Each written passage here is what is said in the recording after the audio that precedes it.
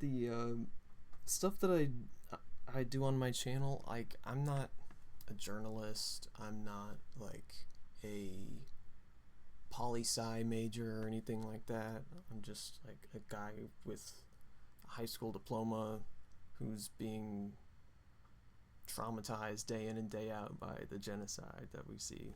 Like, so Yeah. I feel like it's the least I can do. Right. I don't have a great avenue of organizing in terms of activism, so having a digital microphone is Like, I was talking to my friend yesterday too, and we were just both like, yeah, we can go to protests. Like, there's a protest, like, he's in DC, and it's like, there's a protest happening every week in DC. There's protests happening, like, it seems like every week in Minneapolis.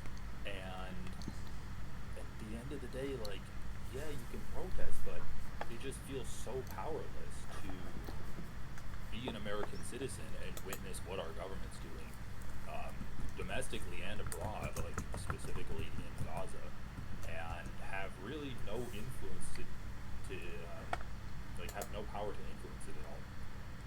And so, yeah, when I first started covering, like, I've wanted to make a political channel for a long time before I actually started covering it. Pretty much like a year ago now, I guess this channel's like a year old a little bit. And then, but yeah, when I first started covering Ethan Klein talking about Gaza, it's like he was just getting it so wrong. And since he has such a massive platform, such a big audience, I'm like, this is an opportunity to like educate people while pretending to just be like a drama merchant. So, yeah, maybe talking about it, that I don't think that's meaningless, because there are a lot of there is when Israel and the American like the American propaganda machine is so concerned about influencing the minds of the population, then I think that shows that there's power in people's words and power in trying to spread the truth and light about the genocide that's going on. yeah, and to play against them at their own game is where I'm at right now, because you can absolutely say that the IDF are heroes. I don't know, can you say that? Well, you're not going to get arrested for it. I don't know how much you actually follow the H3 drama or just what they do, but Really, really closely. Yeah. remember when Gila was fucking posting on her Instagram like, oh, these women are heroes, and she shows an IDF pilot that's bombing Iranians, and it was like 70-80% of the Iranians that got killed were civilians. Oh no, I did not see that specifically. No, she's like, oh, Israel's a feminist society because in Israel, our women can be war criminals. Like, she's literally posting a war criminal that killed civilians on her Instagram and nothing, like, no consequences. And yet, if you even are, like, vaguely Muslim sounding, like Bad Empanada or Rashid El Haddad, you get fucking labeled a terrorist and a criminal, and you should die or you should not be a part of this country at all. Like, the amount of institutional power that people that support Israel have is really astounding. It's really astounding, and I don't think the amount of girl bossing in the propaganda is kind of nauseating.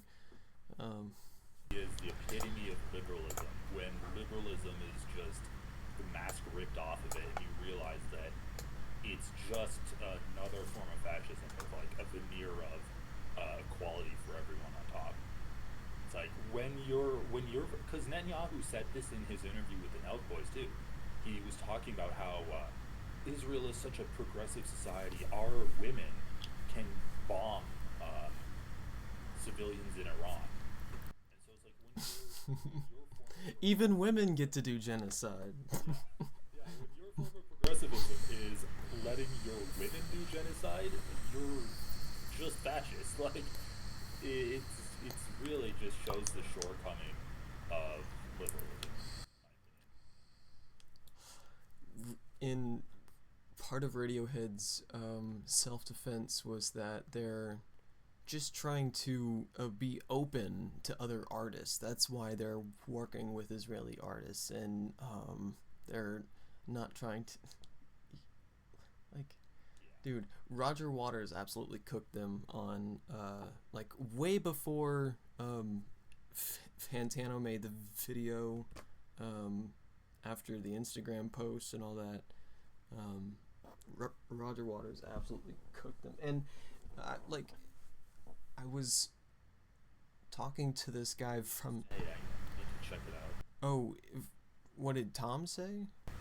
Roger Waters. Oh, what did Roger Waters say?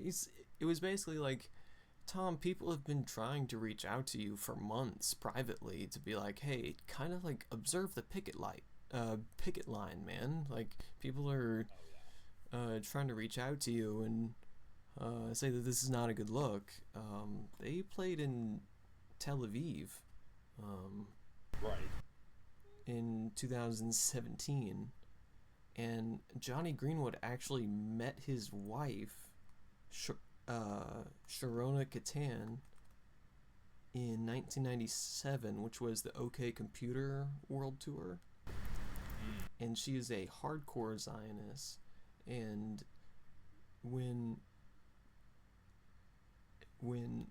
Tom was talking about like how he was confronted at a show, it's just like, do you guys have any idea what Johnny must be going through at these times? You know what I mean?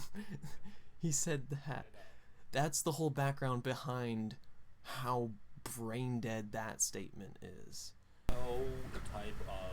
No type of awareness, no type of empathy, no ability to relate to what other people are going through. And it's exactly the same with Ethan Klein. Like, yes, a genocide going on, and your biggest complaint is, well, look at how I'm being treated. Can we consider the feelings of the Nazis, though? Like, how they must be feeling? That's all I hear.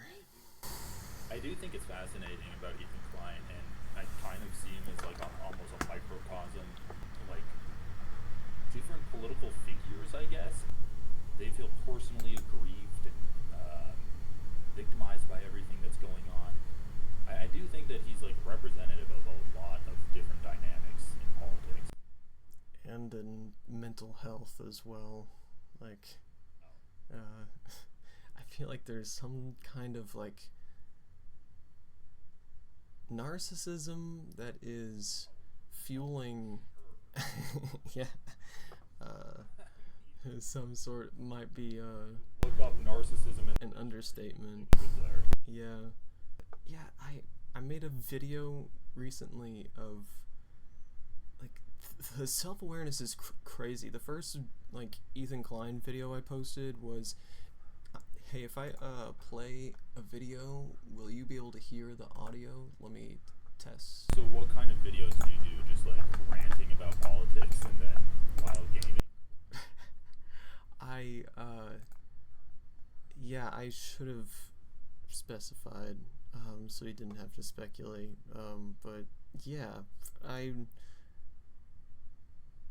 I'll have something on in the background while I'm gaming if it's something like Jubilee, you know, something that's like truly slop and deserves to be shoved in the corner. But if I'm watching the news, like fresh raw footage, I kind of want to give it my whole attention. Yeah. Or a documentary, you know, I'll just be in the corner, not gaming. Tried like gaming and stuff while reacting. It's so hard to do. It is difficult. I guess it depends on the game. Right. the game RuneScape that I'm really into, there's a whole spectrum of like click intensive intensity, I guess you would say. Yeah, you have to, what is it, you have to like get the correct pace down for clicking, like the optimal pace. That's part of it. In mini game that I always do, so it's like a game within the game. It's you're basically running back and forth, so it's really easy to kind of like watch a TV show in the background or, you know, hold a conversation at the same time. I feel like if I were doing a game that requires my full attention, it's also like you're also reacting to the game then. Souls-like game, I suppose it'd be called. Yeah. What kind of games are you into? I'm really not a game. Oh, okay, gotcha. I literally I bought a PlayStation to play on the channel. Oh, nice. That's cool. It's, because I like watching people play Elden Ring, and then I heard there was like the multiplayer version coming out, so I thought I could get that to like play with friends and stuff. Well, Friends are a little bit more into gaming than I am, and so I've been doing like Marvel Rivals with them. cool. So the games I play are Elden Ring, Marvel Rivals, and Tetris. Oh man, that's cool. It's a PS4 or 5 or? Yeah, I got a PS5. Nice. Do you think it would be fun to do games with other content creators and stuff? Like, oh, this many people are doing games. And Mm-hmm. have fun with it. Oh yeah. There's kind of an exodus happening from World of Warcraft over to old school RuneScape. Yeah, we're kind of in the golden age of old school RuneScape right now. It's I don't know if you've heard of it before, but it started out as a browser-based game. I don't know. It's just evolved over 20 years. It has a great loyal community and has some updates over the years, and it's insane. One of the best games I've ever played. Still going strong, so that's impressive. Well, it's not exactly still going strong. Like, it straight up almost completely died at one point because they created RuneScape 3, and in order to do that, they took everyone's accounts from RuneScape 2 and ported them over. So they're like, hi, welcome to RuneScape 3. They're just like, no, I don't want to play this. Where's the old, what happened to my account? I'm back to level 1? What the fuck is this? Oh, that would be annoying. Isn't that horrible? That's how they got people onto the new game, was kidnapping their characters and throwing them in the back of a van and taking them to the new game. When old school RuneScape came out, it's because it was a rolled back 2007 port that are just like, hey, do you want to like optimize it for mobile and just re-release it? They're like, sure. This is Jagex, and it took off, and now it's huge. Again, there's now about 250,000 daily players, which is fucking bonkers, dude. It was a browser-based point and click. I don't know. I like it because it's from the era of like really challenging, almost to the point of punishing games, and it can be really social because it is. It just inherently is. I played it when I was a kid, and it literally taught me how to type on a keyboard because that's how you talk to people. Another thing that I want to show you, if I'm going to send you anything, it's a link to this, and I just want to hear your reaction just from the, like, I'm fine with just hearing your reaction alone. Have you ever listened to any Zionist rap before? This is a hard pivot to a different subject. Zionist rap. I have listened to some Zionist music when people were talking about how the most popular song in Israel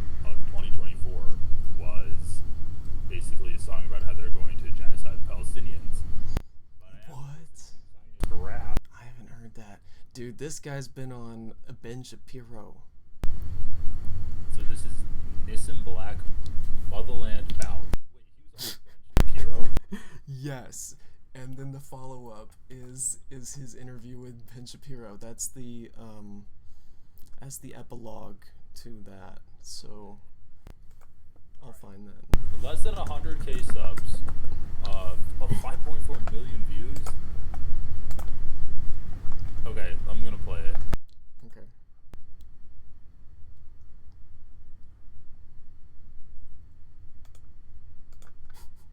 Oh, so is this like Black Hebrew Israelites? Is that the vibe of it? I think so. Not bad so far. Not bad, right? I need to look at the lyrics though. Oh boy. Yeah, it's basically just about being really cheerful about there's a really bad line about he's like, I can't do anything about my skin color and I'm sorry about that. Like it's like, whoa, dude. But I can't imagine how much pushback did you expect you were going to get moving to an ethno state? You know what I mean? I don't have a whole lot of sympathy, but I hate to see injustice everywhere. It just feels like a grift, kind of like. In the synagogue camouflage, but I can't wipe his skin off. I'm proud of it. It's loud a bit. I'm not trying to crisscross. Is that what you're talking? He's like, in the synagogue camouflage, but I can't wipe this skin off. Yes, that's the line that I'm talking about, dude. I hold my breath and brace myself when I take these socks off. Ain't no monkey business, cause ain't no monkeys in here. I know what you've been thinking. The Black Abe Lincoln just wanted you to be aware. Signing off as Mr. Black. Hitler's worst enemy.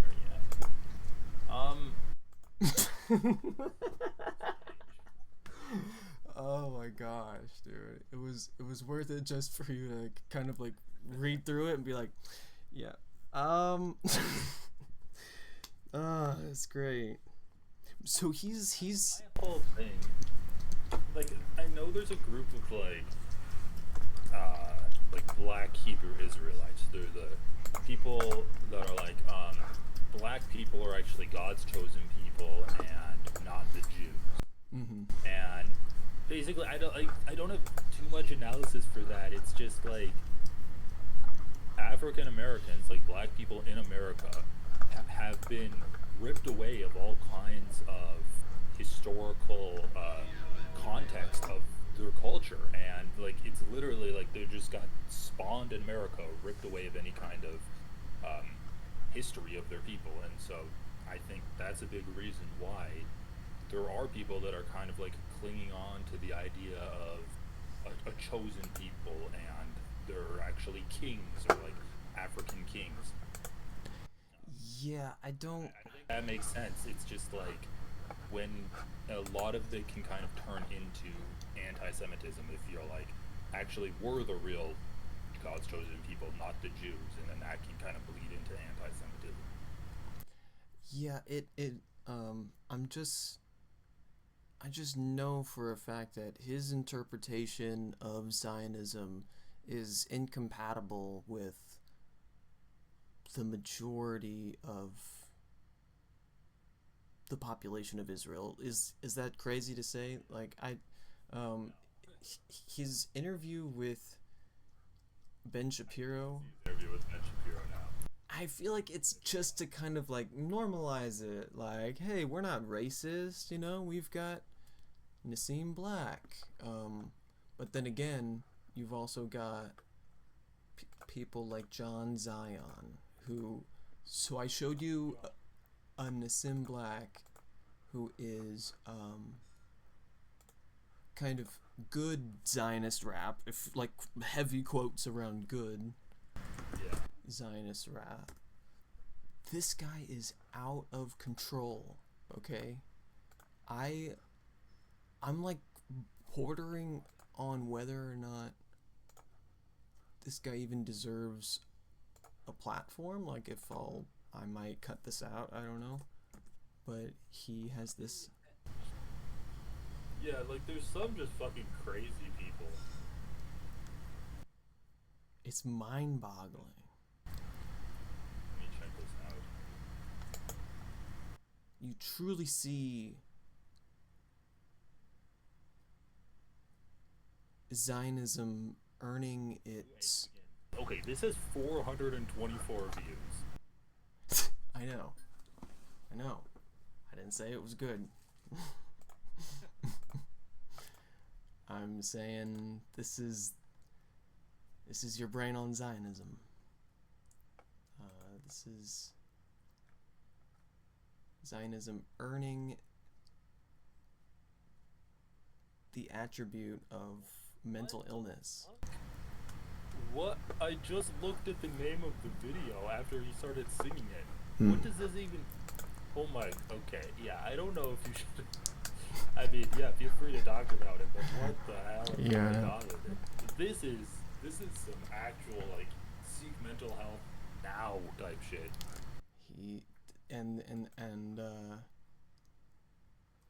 Yeah, he's still on YouTube. Yeah, that's some disturbing shit. That's where I've been. It's one of those where you like slowly shut the laptop and you're like, that's enough internet for today type shit. Yeah, I 100% agree. I mean, you know you're in trouble when that's his name. Yeah. You know what's good? Palestine rap. Oh yeah, hit me with some. I had a drink on Friday, and it was like Palestine orange juice. Oh, that's cool.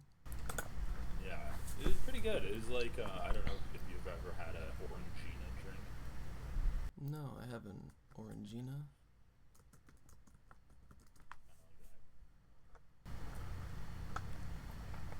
But yeah, it was crazy. Like, last year, they were talking about the music of Israel and Palestine. Mm-hmm. And the top song in Israel was just like, oh yeah, we're going to do genocide against the Palestinians. We're gonna like stomp on them. That's fucking wild. Palestine is still making music despite everything being destroyed in Gaza. I mean, Yeah. of course you can still make music in the West Bank, but Let's see, 2 minutes 20. Rap share. yes, there was a whole cipher, but this one guy stood out to me as really good. I just wrote down his name. It's just a good example of that, of Palestine making a good music. Have you ever watched the Electronic Intifada's live stream when they do that bit where it's like moments of strength in Gaza? I've seen their content. I haven't caught like a lot of their live streams. So Well, they do it every live stream. They try to have something positive, and as difficult as that may be, they manage to do it. And one of them was a music teacher who gathers kids to his tent to make videos and stuff and teach a class. And he did a traditional style like Arabic chant song, matching pitch to the drone overhead. He started out the video. He started out the video and said, "Hey, it's hard to make music today. I'm here with the students.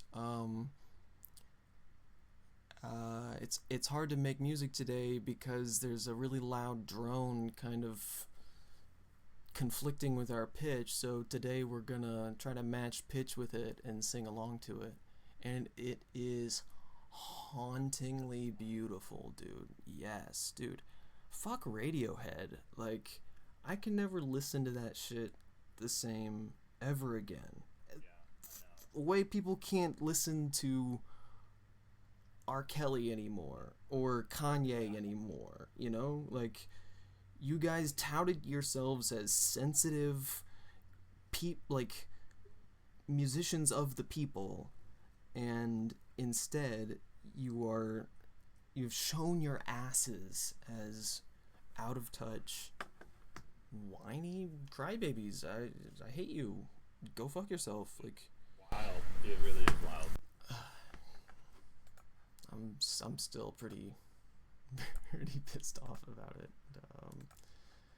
Yeah, especially when it's like someone you enjoy so much and you look up to as like giving a voice to the people that aren't in power. And then when something serious happens, they're not only nowhere to be found, but actually supporting the side that's doing a fucking genocide. Yeah, I think That's it's what I always say. It's like, it's one thing if you simply just don't say anything about it. I think that's abhorrent. If you have a platform and you're not saying something about the genocide that's going on, but when you open your mouth and you're like criticizing the people that are talking about the genocide, like Amy Schumer. that's even worse. Like that's just way worse than if you had just not said anything at all. Which it's shocking to me. Like, these people, Radiohead could have gone on, never said anything about the genocide, and sure, no one would have applauded them.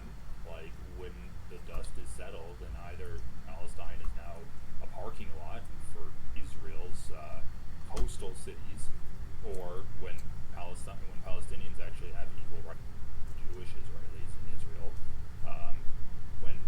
when the genocide is over, people would have just like not even looked at Radiohead at all. But now they've irreparably damaged their reputation because of how they've reacted about this. Exactly. There's I haven't done a whole lot of thinking about, you know, after the genocide. I've been spending a lot of energy experiencing it, and you're absolutely right. There's going to be so much of an autopsy. It's going to take decades just to clear the rubble, you know, which are just people's homes that have become their graves. And I think about the museum on the beaches of Tantura, which is, have you seen the documentary Tantura? I haven't. What's that about? It's amazing. I think it's one of the best documentaries ever made. It's about one of the first villages that was cleared during the Nakba in 1967, and the Alexandrani brigades. It has tapes of people who were in the Alexandrani brigades, who were there, who lived alongside the Palestinians, who greeted them at first. I had to pause the documentary, and I had a feeling that I hadn't had since I was on like a lot of LSD. I don't know how to describe it. It was an out of body experience, because in the documentary, one of the guys on the tape said, some of the guys, I don't know, they were more vicious than the others.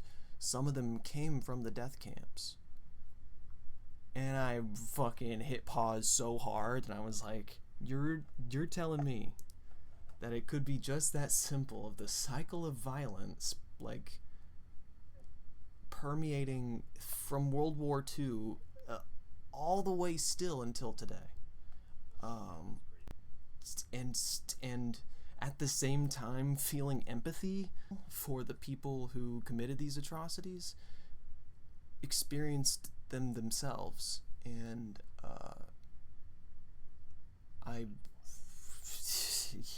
Like, you said turning Gaza into a parking lot. The museum that is in Tantura, the parking lot is over, after a lot of investigation, apparently over a mass grave. So you go and you park on top of a mass grave to go and learn about lies about where you're at in Tantura. Yeah, like I was just covering the Nakba last week a little bit, like barely in depth at all, because like Ethan Klein did that horrendous rant about how the Nakba was one day, and you know, because the Arab countries. It's nuts. It was nuts. Like it's crazy that this is the brainwashing that Ethan's been subjected to and wholly immersed himself into. The Nakba ended. How The Nakba never ended, man. yeah, like this is what we're seeing now is a direct continuation of the Nakba, and also in terms of what Ethan Klein and other liberals minus, we're seeing the effects of the erasure of Palestinian history in Israel, and a specific policy to erase Palestinian history. There's a law that says federal funds can't go towards commemorating the Nakba. Like, it's written into Israeli law that Whoa. to erase Palestinian history. I did not know that. That's fucked. It's so wild. Shit. One of my friends that I met in No Comment Chicks stream, I'll put her name in the. Have you heard of her? I have heard of her. Oh, did you see that the Do Not Worry podcast name dropped you in a conversation with Comrade Casey? Oh yeah, I've been texting with both of those guys. I'm just so bad at like more than one guy. But Oh yeah, of course. Yeah, it's Anthony Sargon and then his whole staff. Well, that's a documentary I recommend. Tantura. No comment chick thing about? Oh, I was sending you that because I just wanted you to be aware of her and her community, and I think she's great. Oh, I thought of her because there's a person who I think is one of her mods.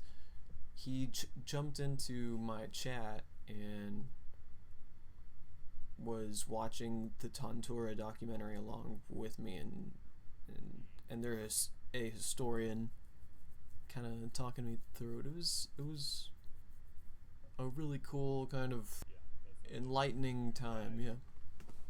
Yeah, I do really like live streaming because of that. Yeah. Interact and the audience can change the dynamic of the stream.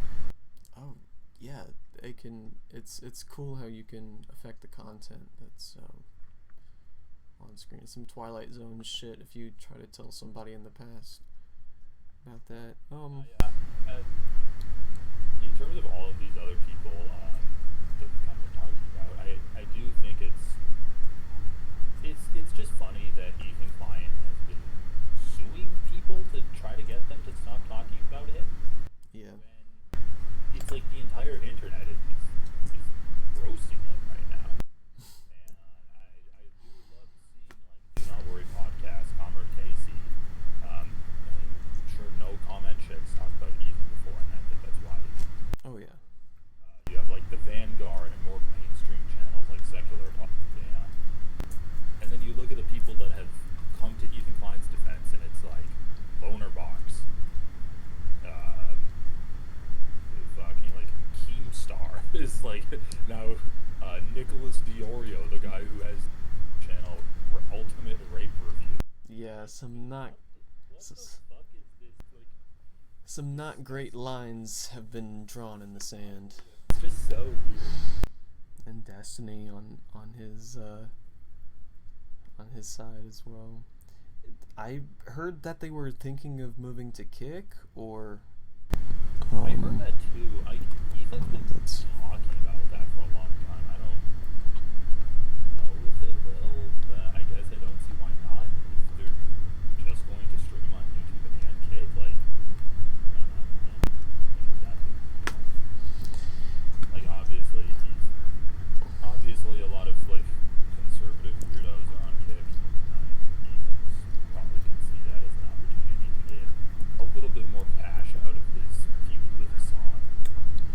he's literally got nothing to fucking talk about. I saw his thing when he was some member of the crew always has some little tidbit from Reddit to pull up, like, "My lord, I got to," and so we can react or not react to it, and then move on to the next thing in 2 seconds.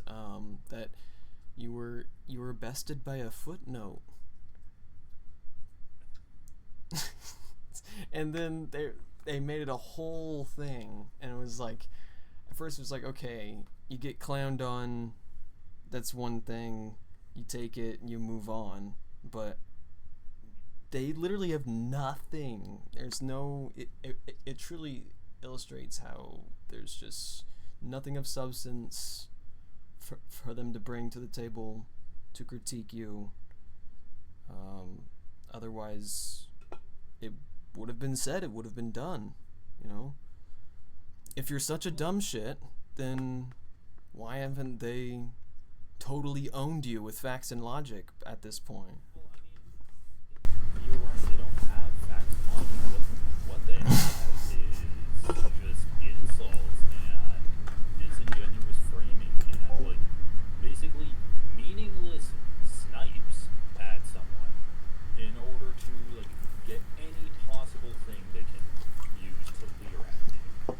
So, like, he talks about Denham's appearance on, seems to be like a daily or weekly basis. Comments on her makeup, comments on her clothes that she's wearing, comments on her sex life, says that Hassan has his hand up her ass, metaphorically speaking, of course.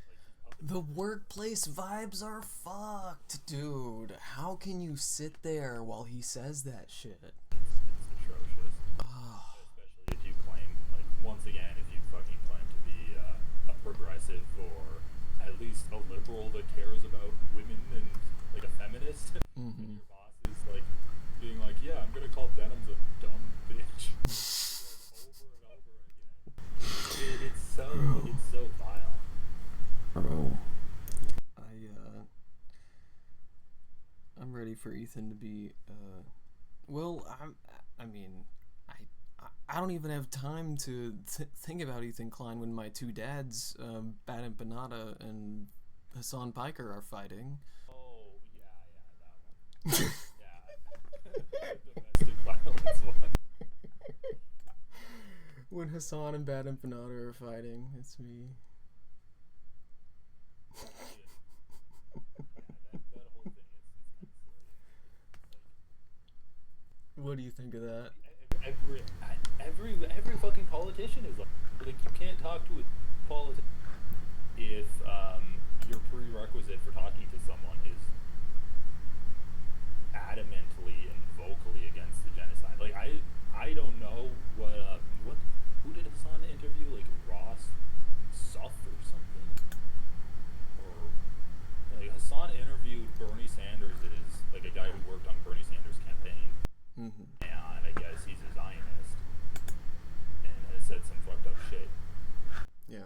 But it's like, yeah, like Hassan also interviewed Bernie Sanders, and Bernie Sanders has said the exact same thing. So I don't really understand the selective. It's like, yeah, Hassan also works for, he like essentially works for Twitch. We're part of, he's working for Amazon Prime. I don't know, like, sure, he could challenge the guy on it, but it's not like he's a sitting congressman voting on the bills to send money and weapons to Palestine, or to Israel to use on Palestine. I think it's kind of like a nothing burger, but like Bad Empanada criticizing Hassan, I also think that's fine. I don't know, I'm not, oh yeah, that's totally fine. I cover a lot of drama. I'm like, I feel like I'm a really boring person where it's like, okay, I don't really care about this. Like, Ethan Klein is like, Hassan got a GQ article written about him. Like, who gives a fuck?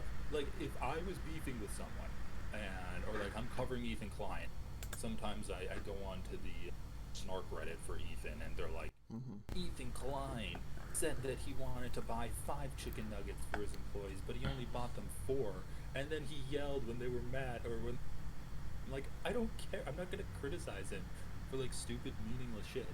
And I think at the end of the day, we need to look at the effective output of people's channels. The reason why I cover Ethan is because the effective output of his channel is these leftists that care about Gaza are bad, they're terrorist supporters. And actually, the genocide that's going on in Gaza is nothing different from what's happening in Ukraine. And like both Israel and Palestine are both at fault. Like both of these sides are bad, but Hamas is worse. That's the effective output of his channel, and that's misinformation. That's giving people the wrong idea. The effective output of Hassan's channel is the American government is responsible for genocide in Palestine. He's contradicting himself though when he props up these people who are. I mean, yeah, I don't know if he like propped him up or had an interview with him, but like, yeah, he did kind of have softball questions to a guy who more or less was a genocide supporter beforehand, and he's had this kind of critique before in the past, and then what does Hassan do? He calls it drama. He says, oh, it looks like I'm being canceled for being pro-genocide. Like, completely strawmans what he's being critiqued for. And the comments under that video on his official channel, he's getting cooked. Yeah, you just do a quick scroll through real quick. It is. I haven't seen any of the interviews and stuff, but I watched the first 20 seconds of the video and I knew the comment section was going to be diabolical. all right, let me watch. Send me the link. I'll watch the first 20 seconds. Okay, I'll send it real quick. Crystal Ball with what was it, Alyssa Slotkin? Mm-hmm. Yeah, that was amazing because you had someone that was Yeah, great. directly responsible for voting to send weapons to Israel, and being held to account for that. So I loved that, and yeah, I think like what Hassan did, he is right to be criticized for. Yeah. Some people. I think that like also you need to look at the effective output of his channel. Right. I think what Pat Empanada is trying to do is, I don't know, maybe sharpen a blade that's already sharp. You know what I mean? In terms of. And like criticizing Hassan for this, I don't even think is a bad thing. Sure. It's just that. Oh, it's the Let's Talk About It video? Yes, that one. I really appreciate you taking my call. By the way, this has been great. No, I do like talking to people, and I feel like I don't do it enough. So I appreciate you reaching out too. No problem. It's awesome to hear that you are in part inspired by it. Not to make myself. Yeah, I appreciate it, man. But yeah, I think like look, the criticism of Hassan here, I think is valid. Is that enough for me to be like Hassan's a bad person and you shouldn't watch his content because he is not sufficiently pro-Palestine enough? I don't think so. I think this was a mistake he made, but I do think that the counter reaction and kind of trampoline effect, like the double bounce effect, is valid. Something that disqualifies all of the other work that he's done in the almost 2 years of genocide now. However, I think that it is valid to be like, Hassan, these are valid criticisms against you. Why are you laughing about it? Why aren't you taking them serious? And I think that's kind of like the double bounce amplification effect of the backlash. It's like when Hassan does something that can reasonably be criticized, and then instead of accepting the criticism as valid and in good faith, he just, oh, it's drama. I think that is kind of what's riling people up most. But, you know, I haven't actually seen his video that he did. I haven't seen the interview. And probably what I'm gonna be covering on stream tonight. I was When this call's over, I'll probably fire up a stream and cover it. absolutely, yeah, I highly recommend it. I was thinking maybe just like, oh, he's probably put me on the back burner to cover, you know, the 9/11 of chronically online people, you know. But Just get out of it. you're good. But yeah. Right on, man. But yeah, we should, I don't know, rivals sometime. Gotta get like a leftist rivals team going. I don't know if you play that at all. I don't. I have a PS4. If you ever play RuneScape, I'll give you a bunch of gold. There's. Have you ever played Red Dead Redemption? Are you aware of that game? I'm aware of it. My college roommate played it. I haven't played it though, but it looks cool. It looks like one of a game that I'd enjoy playing. It's like Grand Theft Auto in the Wild West. Yeah. Pretty fantastic stuff. Oh, do you have any book recommendations? I should be reading more books. I've got listening book that was just Gaza. I've been listening to audiobooks. Dude, the audiobook industry is probably doing not very well because of YouTube. YouTube is probably just... One thing that I did listen to was Nelson Mandela's Long Walk to Freedom. Okay. Because, you know, I think it's helpful when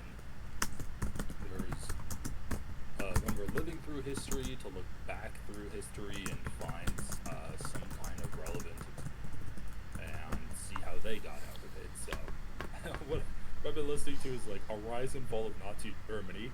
To be like, can we fucking survive Trump?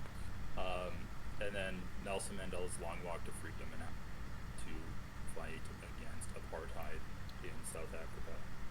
And it's depressing. It's depressing because it's like he did everything that Palestinians have done, and the difference is, at the end of the day, like, America didn't apartheid South Africa, whereas America has been diplomatically shielding Israel since the start of this genocide, and way before the start of the genocide too. So it's just like, goddamn, this makes it feel like there's even more of responsibility placed on American citizens to be engaged and influence their politicians to end the funding of this horrendous genocide. Really, what blew my mind when learning about the Holocaust was the book called Night by Elie Wiesel. I was required reading in high school. I was like, damn. Yeah, that's probably one of my favorite books I read during high school. Yeah, me too.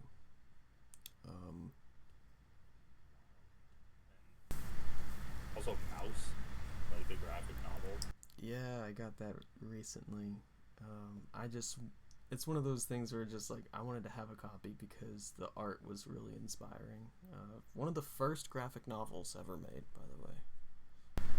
Wow, I didn't know that. All right, well, yeah. Yeah, let's. You have my Discord, so we definitely need to. Absolutely. Talk about stuff. For sure. I was Topics. Yeah, I was gonna ask you about tomfoolery, but that kind of slipped through the cracks. Oops, you're not interesting enough, Tom. Oh well. He's a guy who can always be on the back burner. Dude, I made him crash out in chat by saying Kamala earned her laws, and he freaked out. He's like, that was crash out worthy. He said, this is the kind of attitude that I hate seeing. I hate seeing comments like this that say, like, Kamala earned her... Whoa, bro. Easy button. Okay, it's alright. We need to talk about these aggrieved liberals, but, like, Hutch, Destiny... Agreed. All of these guys are these fucking weirdos where it's like, if you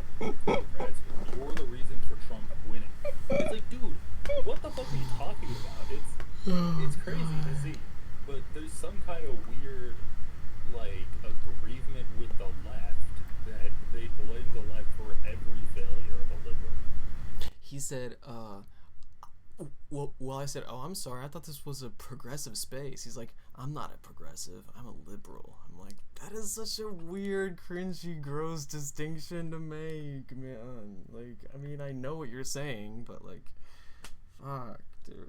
Anyway, Progressive, I'm a liberal. right. Well, All right, man. Well said. Yeah, thanks for reaching out. Thanks for. Yeah, no problem. Thanks for having me. Yeah, take care. See ya.